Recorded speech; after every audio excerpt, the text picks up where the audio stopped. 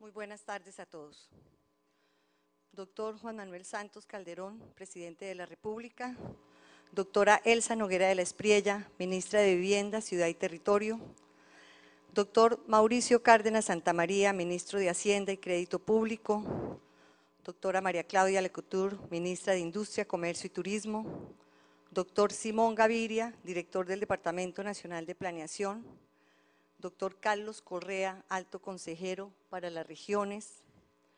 Señores congresistas, señores alcaldes que nos acompañan, apreciados colegas gremiales, apreciados funcionarios públicos, doctor Sergio Marín Valencia, presidente de la Junta Directiva Nacional de Camacol, doctor Ricardo Plat, presidente de la Federación Interamericana de la Industria de la Construcción, estimados miembros de las Juntas Directivas Nacional y Regionales de Camacol, apreciados gerentes de las 18 regionales y seccionales de Camacol del país, señores afiliados, constructores, representantes del sector financiero, industriales y comerciantes, a los demás miembros del equipo del Gobierno Nacional que nos están acompañando, representantes y equipos de los gobiernos locales, conferencistas, invitados, estimados representantes de los medios de comunicación, apreciado y comprometido equipo de Camacol.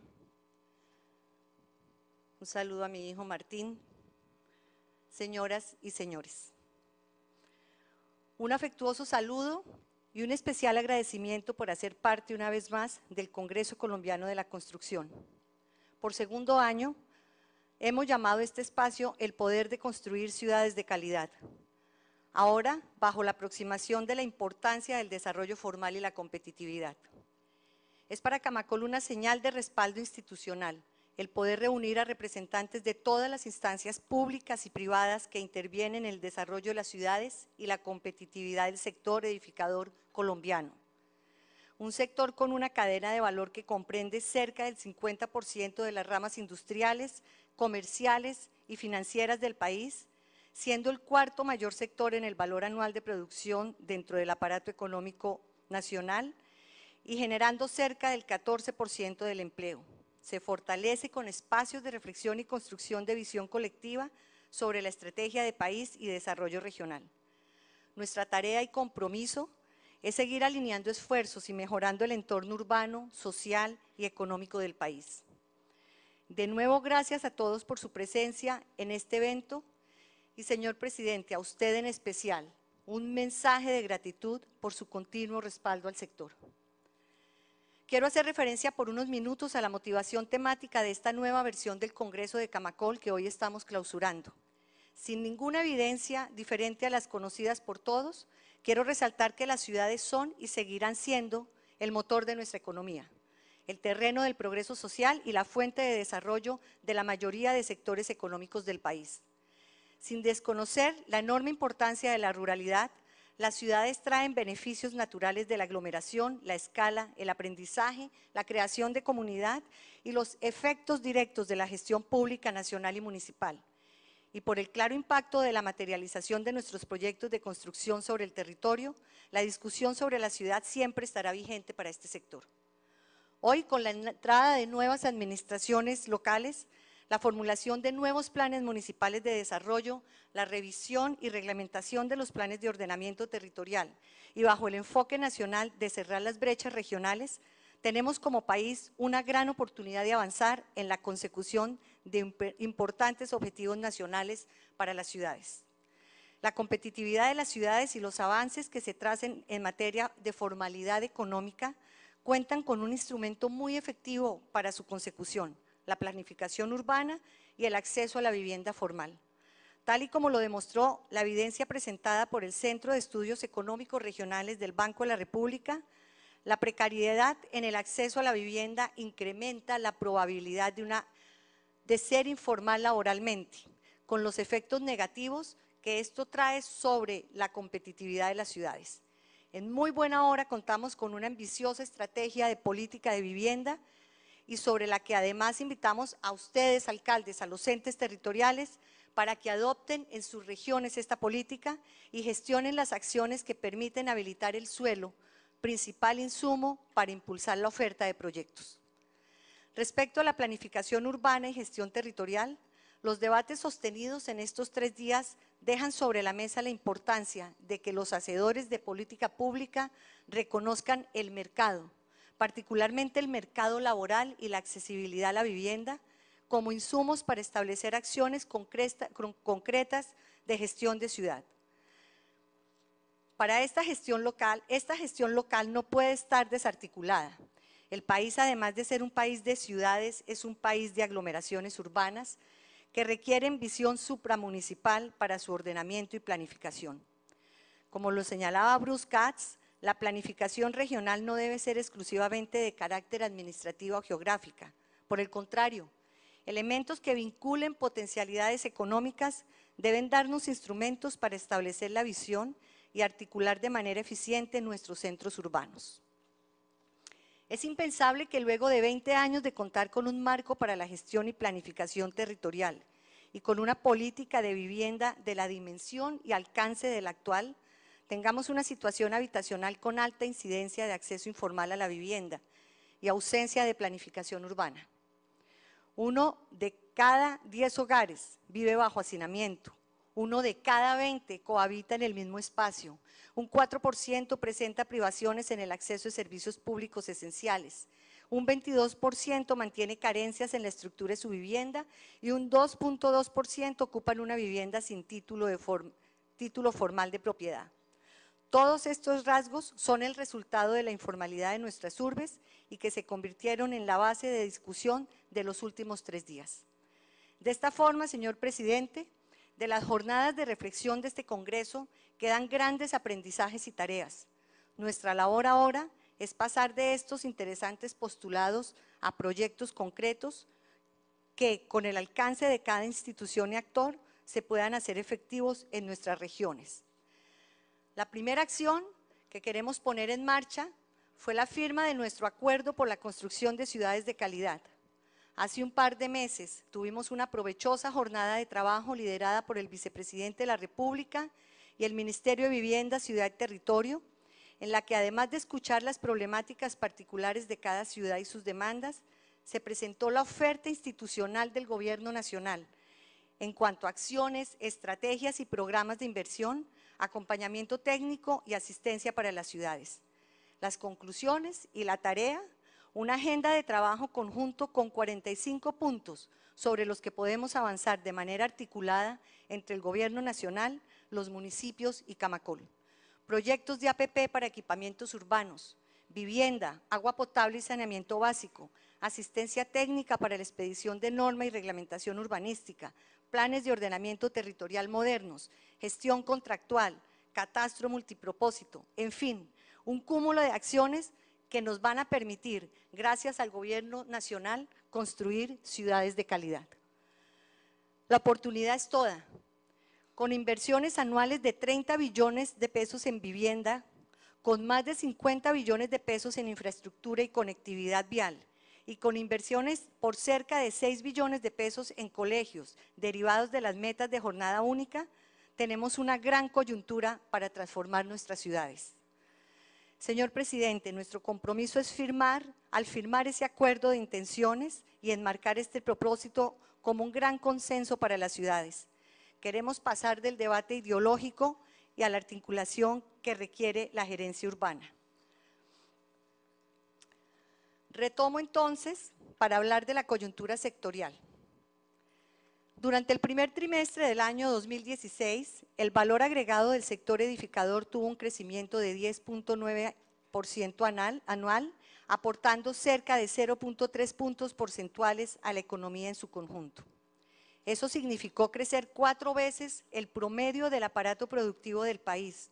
Hoy las ventas de vivienda nos muestran crecimientos de 3.3% y el dinamismo de los segmentos en los que la política de vivienda está concentrada nos reflejan variaciones anuales superiores al 10%. El balance, las estrategias están funcionando y tanto los empresarios como los hogares están siguiendo los estímulos en línea con el desempeño del mercado. En la cadena de valor la coyuntura es positiva. El sector industrial, comercial y financiero responde al reto y el entorno. Quiero mencionar que en este aspecto tenemos un convenio con el Ministerio de Comercio para aprovechar la coyuntura cambiaria y fortalecer las exportaciones.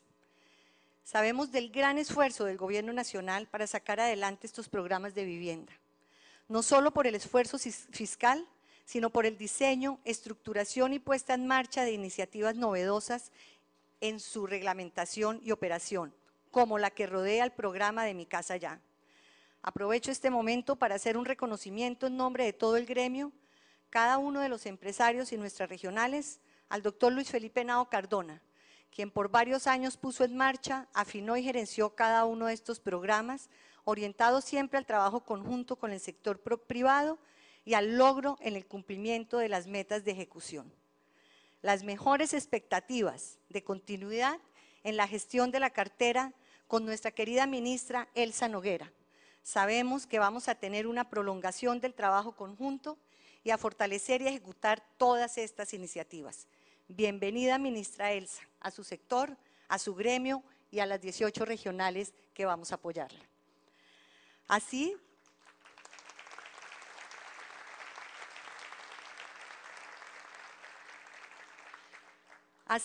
pese al contexto económico actual de menor expectativa de crecimiento, presiones inflacionarias y de los tipos de interés y reducción en la confianza en los consumidores, nosotros mantenemos una buena perspectiva para el desarrollo sectorial. Sin embargo, hay 3 elementos que pueden ser considerados exógenos a la coyuntura y que de forma regular se convierten en cuello de botella en la ejecución de los proyectos. El primero tiene que ver con la incertidumbre en las disposiciones ambientales y la desarticulación de la institucionalidad encargada, particularmente de las corporaciones ambientales. La falta de cumplimiento en sus competencias entre los diferentes niveles de autoridad y la clara identificación de los elementos ambientales hace que el sector se enfrente a un panorama incierto. El segundo, la protección del patrimonio arqueológico, que por supuesto sabemos que debe ser una prioridad. Los proyectos constantemente caen en necesidades de nuevos trámites y exigencias, moviéndose siempre sobre inspecciones que agreden su ejecución. Requeremos una acción inminente del Ministerio de Cultura para el trámite de la protección del patrimonio arqueológico. El tercero es un aspecto, presidente, que se convirtió, además de un problema estructural y generalizado al desarrollo de proyectos de construcción en las regiones, una problemática local para la información del territorio y todas las estrategias fiscales de ordenamiento y de planificación. El Instituto Geográfico Agustín Codazzi requiere una reingeniería. Por un lado están los trámites y procedimientos. Tenemos retrasos, precariedad técnica, debilidad para atender la demanda creciente del sector y en muchos casos una interinidad administrativa en las regiones que afecta profundamente los procesos comerciales, legales y sobre todo las entregas a los nuevos propietarios. Señor presidente, hemos seguido cada una de las instancias para avanzar en el tema, pero hoy nos vemos obligados a que llegue a este escenario. Quiero ahora referirme por unos minutos al que quizás es el mayor cambio positivo y estructural al que está abocado el país en el futuro próximo y sobre el que queremos manifestar nuestro respaldo. El fin del conflicto armado y la anhelada paz en todas las esferas del contexto nacional. No podemos ser ajenos a esta apuesta de país y es nuestra responsabilidad declarar la visión gremial al respecto. Lo primero para decir es que los efectos sociales de un país en paz son invaluables. Comunidades cohesionadas, regiones fortalecidas y ciudades donde las diferencias se superan en un marco de civilidad y seguridad. Ahora bien, no cabe duda que como representantes del sector productivo compartimos el propósito de un país sin conflicto, en el que se superen los escollos de una violencia histórica que ha ensombrecido el avance en materia económico, social y ambiental, y que ha limitado la presencia de la inversión privada en las regiones. Esta violencia histórica por muchos años ha imperado como una señal lóbrega de Colombia en el contexto local y externo, y en la que la incertidumbre y el desasosiego han sido consecuencias permanentes para las empresas, los hogares y en general para la sociedad. En ese sentido, reconocemos que no hay activo más importante para el sector productivo que un entorno integral de confianza y de preservación de los derechos legítimos que conducen el crecimiento y desarrollo empresarial. De esta forma, y más allá de los grandes avances conseguidos en 4 de los 6 puntos de la agenda referentes a los temas de desarrollo agrario, participación en política, drogas ilícitas y víctimas, y de las actuales discusiones sobre el fin del conflicto y el proceso de implementación, verificación y refrendación de los acuerdos, quiero manifestar algunas reflexiones acerca de lo que es la visión del sector productivo que representa Camacol en la consumación del derecho de gozar de un país en paz y con la fortaleza institucional para garantizarla de forma permanente y consecuente, tal y como lo consagra nuestra Constitución. Lo primero es la preservación incólume de los principios que rigen la actuación empresarial del país y su rol como actores fundamentales del desarrollo social y económico nacional y regional. La propiedad privada, la garantía de la seguridad jurídica en el desarrollo de las actividades productivas y comerciales y el fortalecimiento constante de la economía de mercado obligan siempre a estar en el norte de lo que se acuerde y de las acciones previstas en la implementación de la paz. En este sentido, la preservación de estos principios debe ser, en efecto, producto de un equilibrio legítimo en materia de justicia, institucionalidad y visión de desarrollo del país, siempre acorde con la actuación de las empresas y las necesidades de la sociedad civil, y en el que los derechos del sector privado deben ser salvaguardados con responsabilidad y sin ninguna amenaza de inestabilidad o debilidad institucional o de los poderes públicos que legitiman el ejercicio e interés de las empresas. El segundo es la seguridad. La paz tiene que ser, en un sentido indiviso, un sinónimo de seguridad para toda la sociedad.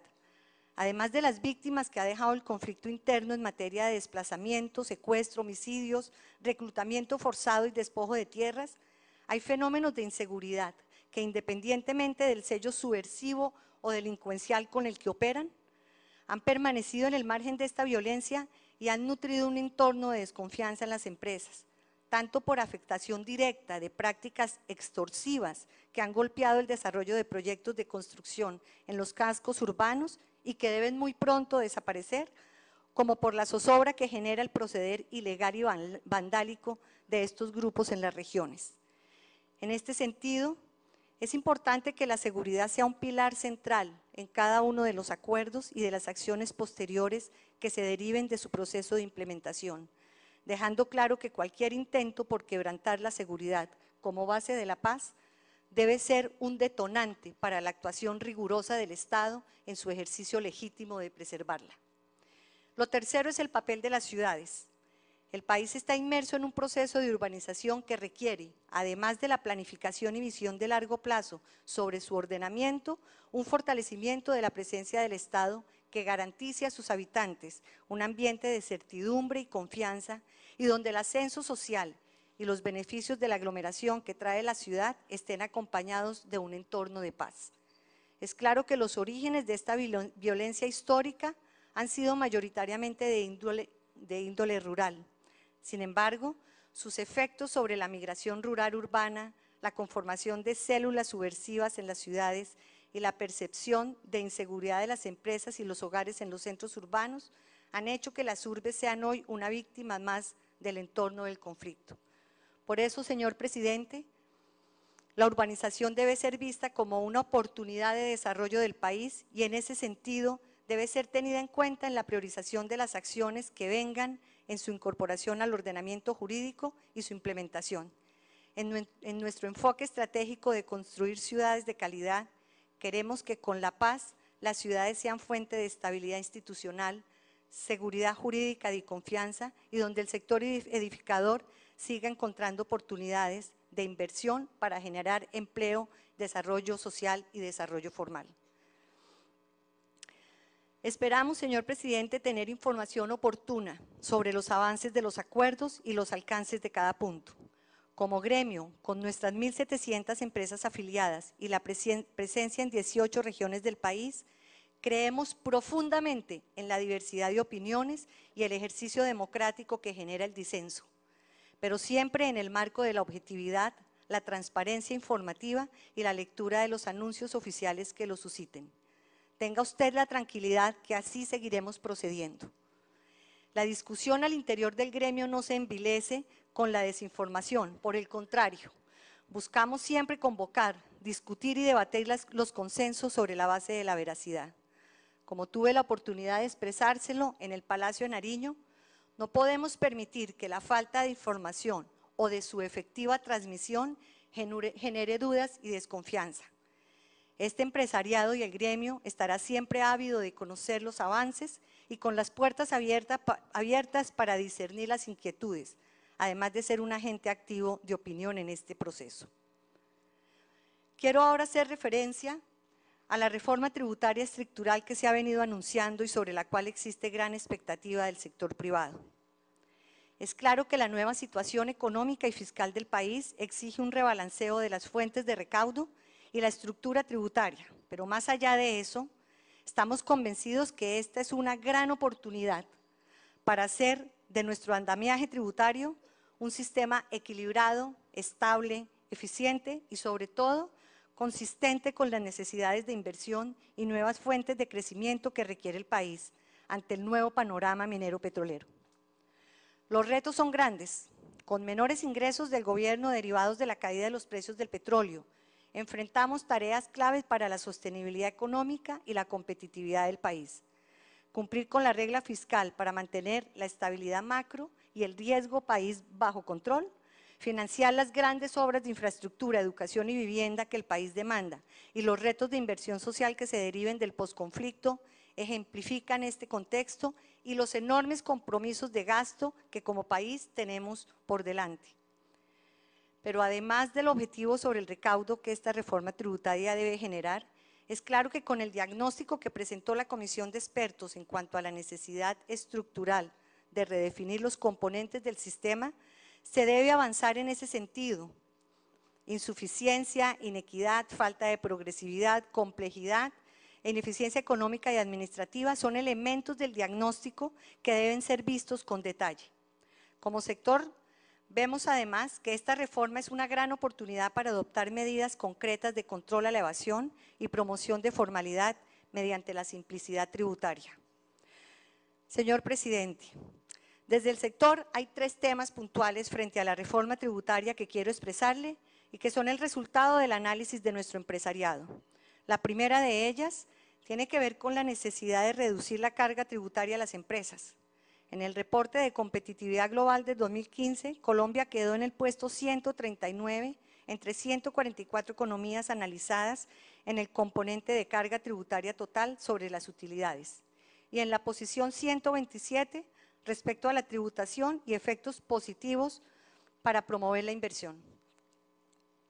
Esto enmarca claramente que las empresas formales y legales del país representadas en Camacol y que hacen parte de la cadena de valor de la construcción esperan encontrar en la reforma tributaria prevista medidas que transformen positivamente ese contexto. No podemos dejar que una economía que abandera el crecimiento en la región cuente con un sistema tributario que limite la inversión y la eficiencia de los mercados formales. El segundo aspecto de nuestro sector en el contexto tributario tiene que ver con la tributación territorial.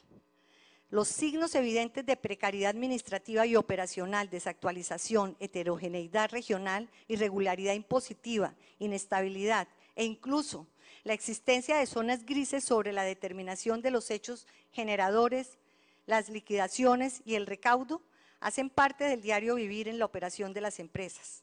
El sector requiere una estructura de tributación territorial estable, homogénea, clara, sencilla y moderna, y sobre todo que facilite la operación de las firmas e incentive nuevas inversiones. Lo tercero es la necesidad de preservar los mecanismos tributarios que incentivan la promoción de la oferta de vivienda de interés social y estimulan el acceso a la vivienda mediante el ahorro y el crédito hipotecario. Tenemos cuantificados los efectos redistributivos y multiplicadores de la inversión pública en vivienda sobre el crecimiento económico y el empleo. Por cada 1% del PIB en inversión orientada a la vivienda, se generan 2.37 puntos porcentuales en la economía y cerca de 140.000 empleos. Además de estos efectos económicos, se deben tener en cuenta los positivos impactos sobre la tributación territorial que se genera con la actividad formal por la vía de impuestos prediales, delineación urbana, industria y comercio y otros subyacentes a la actividad. Las estimaciones realizadas en un trabajo presentado en nuestros foros económicos del año pasado, elaborado por Hernando José Gómez, evidencian y cuantifican la inviabilidad de los proyectos de vivienda social al eliminar los beneficios con los que se cuenta hoy en día. Nuestra petición es que se ponderen adecuadamente los incentivos teniendo en cuenta nuestro compromiso con la política de vivienda y el aporte a la economía y al empleo del país. Desde el gremio estamos listos para aportar la información y los insumos necesarios y con nuestras regionales las puertas abiertas para socializar y debatir las medidas que se tengan previstas en esta reforma. El último tema sobre el que quiero hacer mención es la estabilidad jurídica y su importancia en el contexto sectorial. Este sector de empresas formales que actúan en el marco pleno de la legalidad lleva muchos años incorporando en su operación todos y cada uno de los reglamentos, normas, procedimientos, códigos, decretos, acuerdos y demás disposiciones que se establecen sobre el licenciamiento, la comercialización, la construcción y la entrega de los proyectos de edificaciones. Sin embargo, actuando en el pleno cumplimiento de su marco legal, frecuentemente se ve enfrentado a decisiones que afectan la estabilidad de las inversiones y la ejecución de los proyectos. El desarrollo de los proyectos constructivos y la actuación de las empresas parte de un principio fundamental, la existencia de derechos adquiridos sobre las condiciones de uso y aprovechamiento del suelo, así como los que le brinda el marco legal vigente para la ejecución de las obras y la comercialización de los proyectos. Es claro que la actividad edificadora tiene efectos sobre los territorios, las condiciones paisajísticas y ambientales, y por eso la formalidad actúa bajo los estándares y parámetros que fija la ley y el ordenamiento territorial, concediendo derechos que se forjan de forma explícita en las licencias de construcción. Sin embargo, el alcance de algunos pronunciamientos, así como la deliberada actuación de algunas autoridades municipales, que obrando muchas veces con desconocimiento de la ley, vulneran de forma directa los derechos adquiridos de muchos proyectos y marcan una zona gris en las expectativas de los proyectos y de las futuras inversiones. Señor presidente, queremos expresarle nuestra preocupación por este flagelo. Me remito nuevamente al reporte de competitividad global que señala que el país está en el puesto 122 de 144 respecto a la carga de la regulación pública sobre la inversión, siendo esta en sí misma una señal de que debemos mejorar. El sector privado que represento es consciente de la responsabilidad que implica su actuación y de los riesgos que deben gestionar en el desarrollo de los proyectos. Sin embargo, en ningún caso y bajo ninguna condición procede que la actuación pública sea un marco de inestabilidad e incertidumbre para las inversiones. El clima de nuestras inversiones debe siempre depender de las condiciones de mercado y los riesgos que las empresas quieran asumir, bajo el principio de la preservación de los derechos y la estabilidad regulatoria en las cuales fueron concebidas. El sector ejerce sus labores cumpliendo a cabalidad con todas las disposiciones que subyacen de una actividad de alta complejidad como la construcción. Por eso, la gestión de los proyectos prevé en un amplio espectro legal que preservamos y sobre el cual necesitamos la mayor certeza. No garantizar certeza implica dejar un terreno fértil para prácticas no deseadas que como gremio rechazamos contundentemente. Desde el sector privado, las vías extraoficiales que se usan para eludir la ley, gestionar trámites y recibir beneficios ilegítimos son resultado de la complejidad legal y procedimental, así como de una clara falla institucional. Promulgamos la transparencia de la actuación empresarial y la mejor forma de asegurarla es la confianza sobre el marco legal y su cumplimiento en la actuación pública. Señor presidente, señores ministros, gracias de nuevo por su presencia y el respaldo del Gobierno Nacional. la complacencia de contar con un gobierno que escucha y atiende oportunamente nuestros mensajes es siempre motivo de reconocimiento. El próximo año cumpliremos 60 años como gremio, trabajando con el sector público para seguir construyendo experiencia y confianza. Esos son nuestros mayores activos. Finalizo con el mensaje de compromiso y dedicación de este gremio con el desarrollo del país. La construcción de ciudades de calidad es nuestro norte y la contención de la informalidad urbana nuestro propósito. Ahora, con el acuerdo por la construcción de ciudades de calidad y el trabajo de articulación de la cadena de valor, tenemos una apuesta concreta. Quiero cerrar dejando una reflexión sobre las ciudades. Entre todos podemos mejorar el entorno urbano con acciones y el producto de la actividad edificadora formal, siempre enfocados en seguir trabajando en el presente y futuro de lo que cada uno de nosotros descubre con el tiempo como el fruto de sus sueños, una ciudad ideal para construir un hogar, construir su entorno y construir la felicidad. Muchas gracias.